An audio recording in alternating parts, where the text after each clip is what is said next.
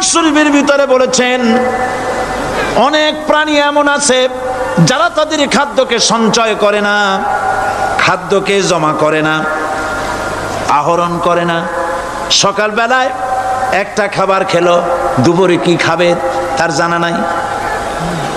শকুন পৃথিবীর মাটি থেকে 3 মাইল উপরে ওড়ে, তার চোখকে আল্লাহ পাক এত তীক্ষ্ণ বানিয়ে দিয়েছেন, এই চট্টগ্রামের কোথায় মরা গরু আছে 3 মাইল উপর দিয়ে দেখতে পায়? সুবহানাল্লাহ করতে ইচ্ছে করে না।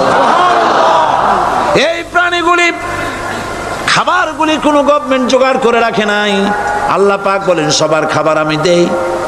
সকালবেলায় সমস্ত প্রাণীগুলি, মহাশূন্যে পাখি, পানির ভিতরে মৎস্যরাজি, জঙ্গলের ভিতরে হিংস্র প্রাণী, পোকামাকড় থেকে শুরু করে সবগুলো খালি পেটে সব বেরিয়ে যায়।